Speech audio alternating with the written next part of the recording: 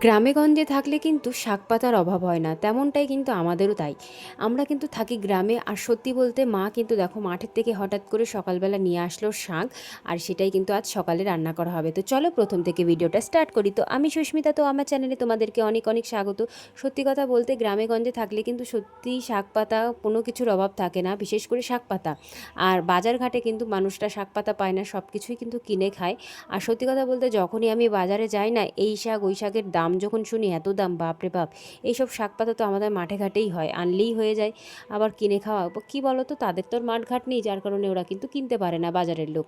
তো আমাদের কিন্তু খুব সুবিধা, এদিকের একদিক দিয়ে আমাদের কিন্তু খুবই ভালো। আর সত্যি কথা বলতে আমার কাছে কিন্তু গ্রাম খুব ভালো লাগে। আমার আগাগোড়ায় কোনোদিনই শহর টহর পছন্দ হয় না, গ্রামকে আমার খুব ভালো লাগে আর খুব ভালোবাসি। তো যাই হোক, সকালবেলা ঘুম থেকে উঠেই কিন্তু আমি আমার সকালের বাসি কাজগুলো সেরে ফেলেছি। আর দেখো 25 লিটারের জল কিন্তু আমি নিজে একাই উঠিয়ে দিয়েছি। কি বলবো, মেয়ে মানুষ হয়েছে তাই কি, সব কিছুই কিন্তু করতে পারি। আর এই জলের ড্রাম আগাগোড়াই আমিই তুলি। আমার যখন শ্বশুরমশাই বেঁচে ছিল তখন কিন্তু বাবাকে দিয়ে আমি করাতাম না, আমিই করতাম। আর এখনও পর্যন্ত আমার বরকেও বলি না, আমি কিন্তু সেই জলের ড্রামটা একাই তুলি। তো যাই হোক, এদিকে কিন্তু ঘরে এসে কিন্তু ঘরটা আবার একটু পরিষ্কার করে নিলাম। আমার না ঘর টরগুলো মুছে ফেললে না বেশ ভালো লাগে।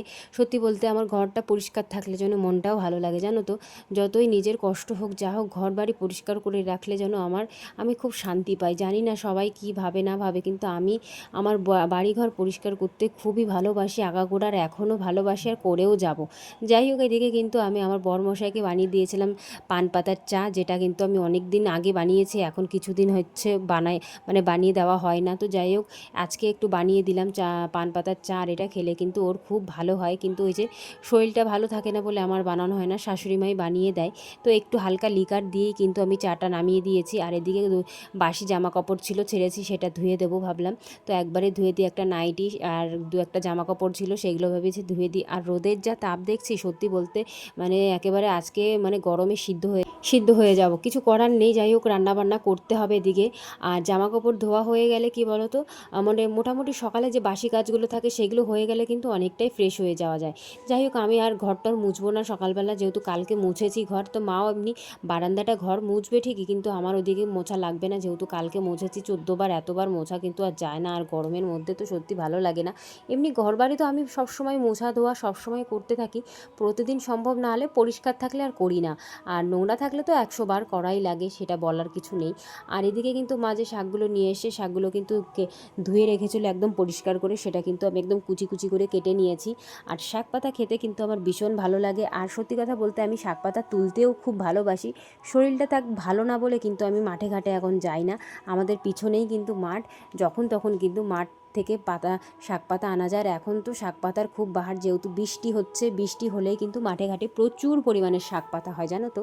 আর এই শাক পাতা কিন্তু শাক পাতা খেতে কিন্তু খুবই ভালো লাগে। সত্যি বলতে আমি আগাগোড়ায় যখন শরীর ভালো থাকতো আগে আর কি, আগে, যখন মাঝে মধ্যেই মাঠে গিয়ে কিন্তু শাক পাতা তুলে নিয়ে আসতাম আমি আর আমার শাশুড়ি মা। তো যাই হোক, আজকে মাই নিয়ে এসে সেটাই রান্না করব। আজ কিন্তু রান্না হবে মসুরির ডাল পেঁয়াজ দিয়ে, আর এদিকে পটল ভাজা আর আলু সিদ্ধ। এইটাই কিন্তু আজকের আমার সকালের মেনু। তো এদিকে কিন্তু আমি রসুনগুলো বেছে নিচ্ছি, শাকে দেবো। তোমরা কারা কারা শাকে রসুন খেতে পছন্দ করো অবশ্যই কিন্তু কমেন্টে জানিও। আর আমার সত্যি কথা বলতে রসুন দিয়ে শাকটা বেশি পছন্দ হয় আর খুব ভালো লাগে। আর নিরামিষের দিন যদি খেয়ে থাকি, সেদিন হয়তো রসুনটা দেবো না, হয়তো কালো জিরে দিয়ে বা শুকনো লঙ্কা ফোড়ন দিয়েই কিন্তু আমি রান্না করি। আর যাই হোক, এদিকে কাটাকুটা কমপ্লিট হয়ে গেলে কিন্তু আমি রান্নাটা এখনই বসিয়ে দেবো। এদিকে কিন্তু রান্নাটা আমি বসিয়ে দিয়েছি, যেহেতু যা গরম পড়েছে, তাড়াতাড়ি কিন্তু রান্নাটা করে ফেলতে হবে। সত্যি কথা বলতে কি জানো তো, গরমের মধ্যে রান্না করতে গেলে কিন্তু সত্যি কষ্ট হয়, কিছু করার থাকে না। কিন্তু সকাল সকাল রান্না করলে অতটা অসুবিধা হয় না। গরমের মধ্যে এই যে বৃষ্টি হয়ে গেল, কী সুন্দর ওয়েদার ছিল, এখন এই যে গরম পড়লো, সত্যি বলতে আমার একদম ভালো লাগে না। যাই হোক, সবারই কষ্ট হয়, তাও কিন্তু রান্না করতেই হবে, কিছু করার নেই। তো এদিকে দেখো, আমি কিন্তু পটলে কিন্তু লবণ হলুদ মাখিয়ে রেখেছি, একটুখানি মাখিয়ে রাখলে কিন্তু বেশ খেতেও ভালো হয়। লবণ হলুদটা গেলে কিন্তু ভাজাটাও বেশ ভালো হয়।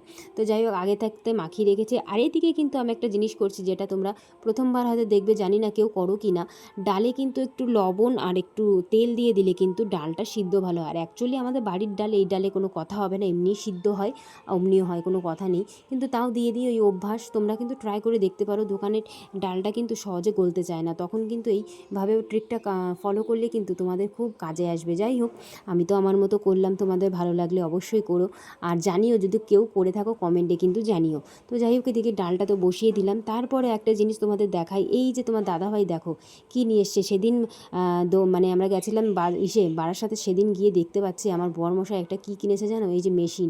কি সুন্দরভাবে দেখো পটলের ভিতরে সব জিনিসগুলো বেরিয়ে গেল, মানে বীজ টিজগুলো দিয়ে। এর মধ্যে কিন্তু পুর টুর দিয়ে রান্না করতে খুব সুবিধা হয়। যাক, এই মেশিনটা কিনে কিন্তু বেশ ভালোই করলো। জানি না কত নিয়েছে, বলছিল তো 50 টাকা নিয়েছে না 20 টাকা। বেশ ভালোই হলো, লেবু দিয়েও করছিল, লেবুটার রসও কিন্তু বেশ ভালোও, মানে অনেকটা রসই বেরিয়েছে, বেশ ভালো, নষ্টও হবে না। এটা হচ্ছে সবথেকে, মৌসুমী লেবু খেলে কিন্তু বেশি কাজ দেয়। তো যাই হোক, কাজে তো এসছে, একটা ভালো জিনিস কিনে নিয়ে এসছেও।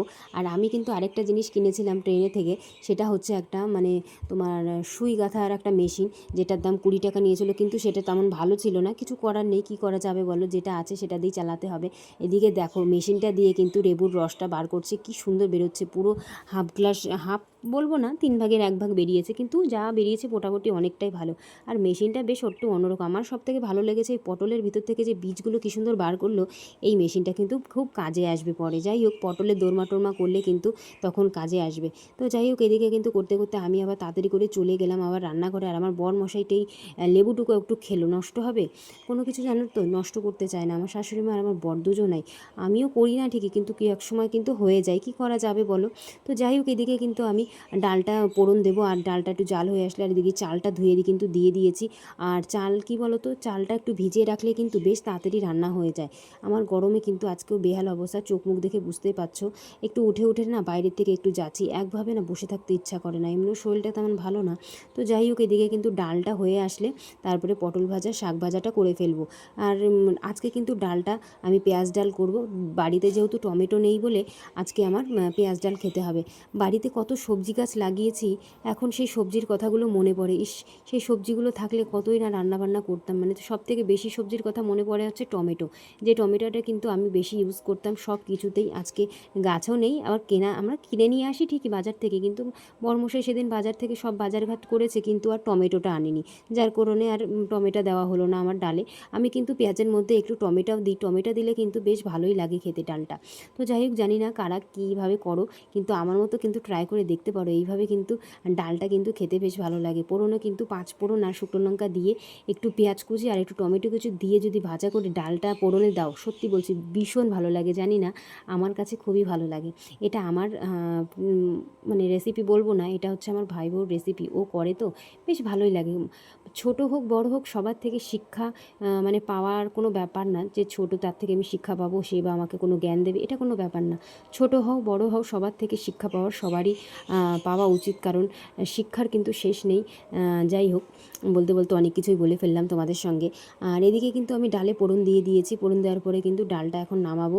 আর আজকের ডালটা কিন্তু খেতে বেশ ভালোই লেগেছে। আমার শাশুড়িমা রান্না করলে ডালে কিন্তু একটু পেঁয়াজ দেয়, পেঁয়াজ বলছি, একটু চিনি দেয়, কিন্তু আমি আর চিনি দিইনি। আমাদের ডালটা এতটাই স্বাদ যে চিনি দেওয়া লাগেনি, এমনি স্বাদ হয়েছে তরকারি, মানে ডালটা।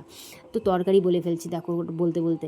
তো এদিকে কিন্তু আমার ডালটা হয়ে গেলে কিন্তু এখন কিন্তু বসিয়ে দেবো হচ্ছে পটল ভাজা। আর পটল ভাজাটা খেতে কিন্তু আমার ভীষণ ভালো লাগে। আগে একদম ভালোবাসতাম না খেতে ঠিকই, কিন্তু এখন ভালোই লাগে। কী জানো তো, যে জিনিস আমরা পছন্দ করি না সেই জিনিসটা যেন পরে একান্তই আপন হয়ে যায়, সে যে কোনো জিনিসই হোক না কেন।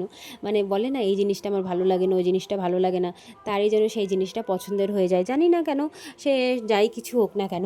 এদিকে কিন্তু আমার পটল ভাজাগুলো ভেজে নেব। আর আমার কিন্তু পটল ভাজা খেতে ভীষণই ভালো লাগে, আগেও বলেছি আর এখনও বলছি আর কি।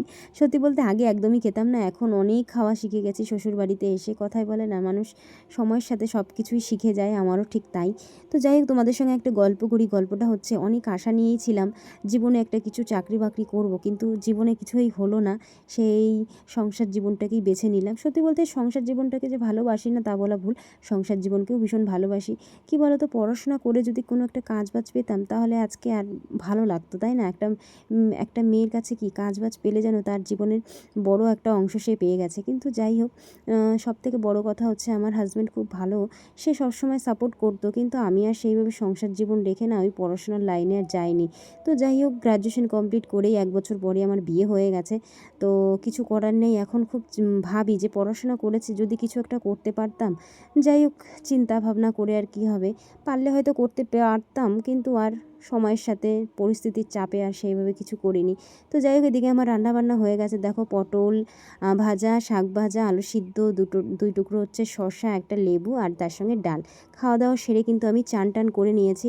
সকাল সকাল আজকে কিন্তু আমার রান্নাবান্না সব হয়ে গেছে, 11টার মধ্যে কিন্তু কমপ্লিট সব কিছু সংসারের কাজকর্ম। তারপরে চলে এসেছি আমার ঠাকুর ঘরে। ঠাকুর ঘরে এসেই কিন্তু আমার ঘরের পুজোটা দেওয়া হয়ে গেলে মোটামুটি সকালে সব কাজবাজ কমপ্লিট হয়ে যায়। আর সত্যি বলতে আমার ঠাকুর পুজোটা দিলেই যেন আমার মন প্রাণটা শান্তি পায়। আমার শান্তির জায়গা এটাই। সত্যি বলতে শরীরটা কিছুদিন ধরে ভালো না, আবার ভাবছি ডাক্তার দেখাবো। জানি ডাক্তার দেখিয়েছি, হোমিওপ্যাথিক ওষুধ খাচ্ছি, কিন্তু কোনো রকম মানে কোনো কিছুই সমস্যা মিটছে না। জানি না আমার কপালে কী আছে। তো নেক্সট আমার ইচ্ছা আছে সামনের দিন একটু রক্ত পরীক্ষা করে ডাক্তার দেখাতে যাব, একটা মেডিসিন ডাক্তার, দেখা যাক কী হয়। সত্যি বলতে এত পরিমাণে ঠান্ডা লেগে গেছে আমার শরীরে, সে আর বলে বোঝাতে পারবো না। কোনো কিছুই কাজকর্ম করেও না আমি শান্তিটুকু পাচ্ছি না, কেন জানি না, শরীরের ভিতরে কেমন একটা লাগে। তো যাই হোক, নিজেকে একটু শক্ত রাখি, ভালোভাবে রাখার চেষ্টা করি। সবসময় তো ওষুধ খাওয়াটা ভালো না। কি করব বলো, কিছু করার নেই, কি যে আছে আমার কপালে। তো যাই হোক, এদিকে ঠাকুর প্রণাম করে টোরে কিন্তু আমি একটুখানি রেস্ট করব, যেহেতু সকালবেলা থেকে অনেক কাজকর্ম করা হয়ে গেছে। তো চলো, ভিডিওটা এই পর্যন্ত শেষ করব। ভালো থেকো সবাই।